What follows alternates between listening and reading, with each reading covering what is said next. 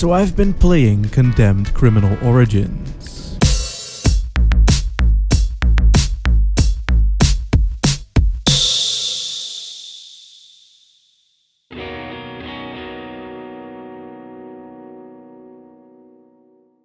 For all the waffling on I do about Silent Hill and its decrepit urban environments, there is another game that fucking revels in the idea. Well, there's a few, but most of them are just mods and I kinda know all there is to know about them already. Condemned, on the other hand, completely went under my radar for the longest time.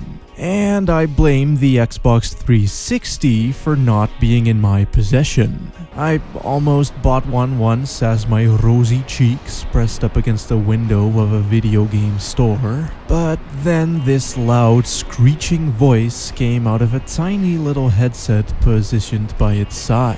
It called me a faggot and told me to go back to my own country, even though that's totally where I was already. So I decided to leave it alone in favor of the MGS4 machine. But in any case, a quick Google and a couple of years later led me to the great uncovering, being that I read on Wikipedia that this game also happens to have a PC version. So off I go into the sunset, flippantly whipping my horse's buttocks as I firmly grasp hold of my mouse and keyboard. Yes.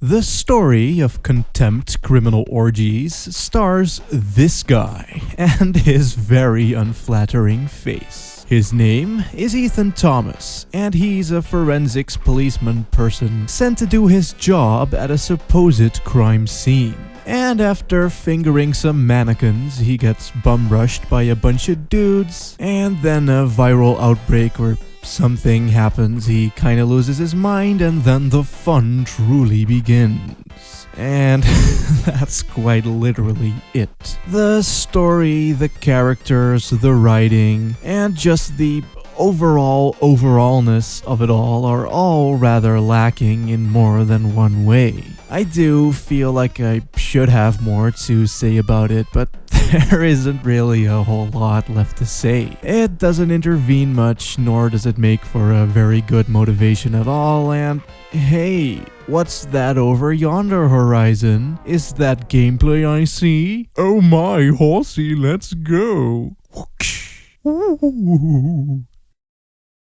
So, yeah.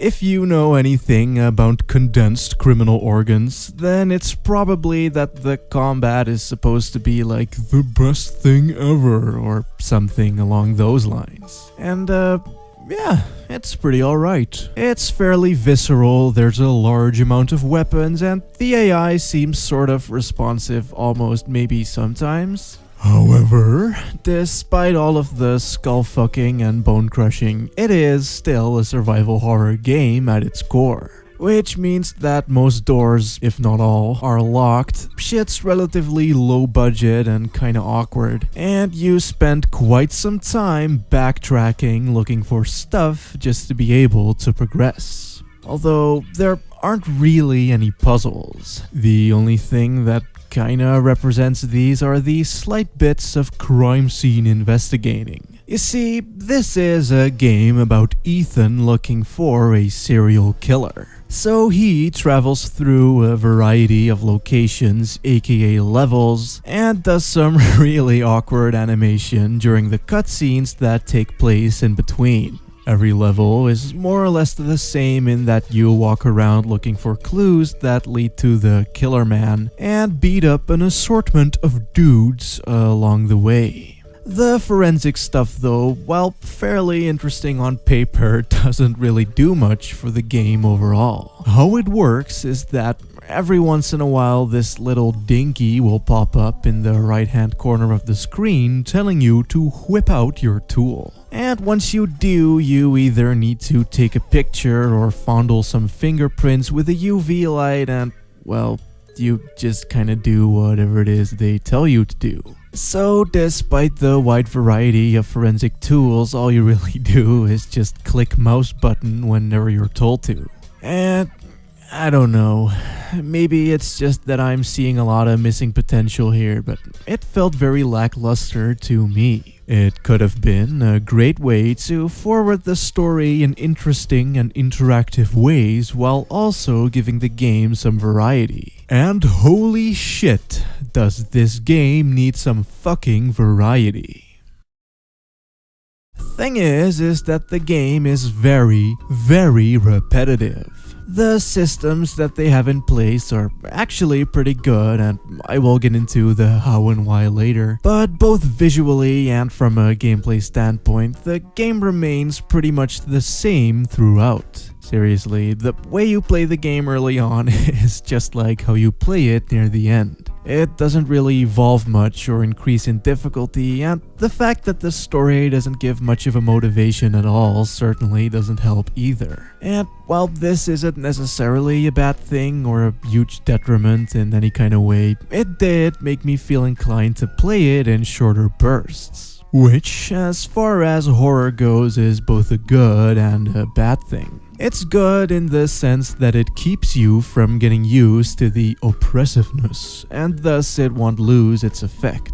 And it's bad in the sense that playing it all disjointed and broken up does kinda shit on the excellent build-up of atmosphere. I mean, the enemies do a lot of cool things to psych you out. Think of stuff like pushing over shelves or banging on walls as you walk by or making weird animal sounds at you. It might sound kinda dumb, but considering how tense the game actually is, it actually works pretty fucking well. And because of that, the game has some very mild jump scare-ish moments that are subtle enough, but also require immediate action. They really did a great job at placing the enemies rather cleverly, and the level design is done in such a way where it'll still guide the player while also creating a very disjointed and misguiding vibe to put you off enough that whenever someone pops up, it might just give you a wee little bit of a scare.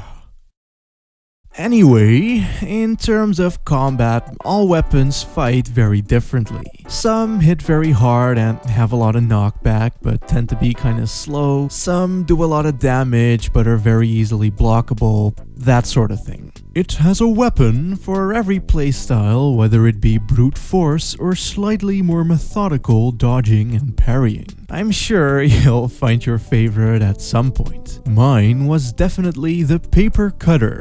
It's fast, light, and does a shit ton of damage, but it also makes blocking fairly hard to do, though that's nothing a well-placed sidestep couldn't solve.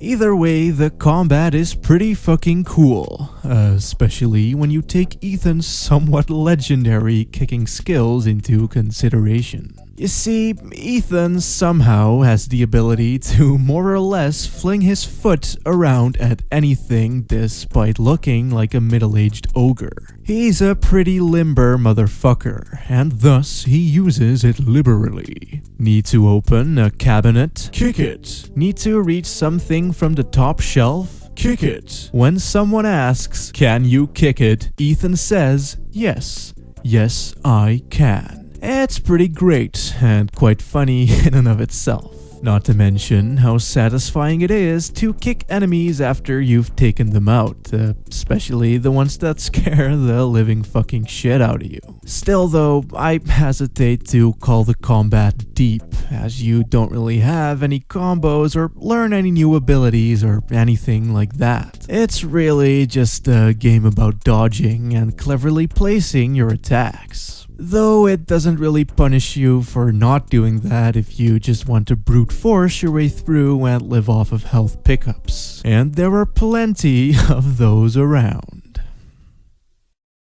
I mean, I never really felt like I was in any kind of danger. So as far as the survival aspect of survival horror goes, it doesn't quite deliver. Though it does translate into the gun usage. Thing is that the weapons can't be reloaded, nor is there an ammo counter thingy anywhere on the screen. The only way to check your ammo is by pressing the reload button and actually seeing if there are any bullets left in there.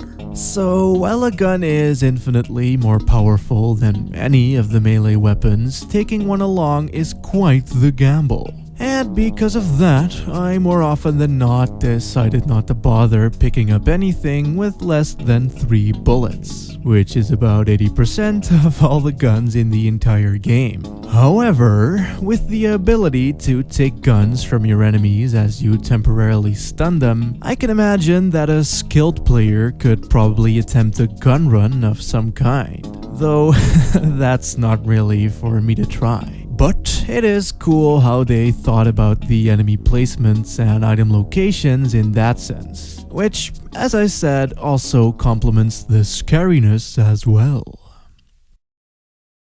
In any case, it's not really much of a survival horror game at all, nor is it a first-person shooter as some people try to claim. It's more so just a horror adventure game with a shit ton of melee combat. And as that, it's pretty alright, even if it is just a bit too repetitive for its own good. But it does have some pretty darn excellent atmosphere. And if you are into, say, Silent Hill, then it's definitely worth giving a try.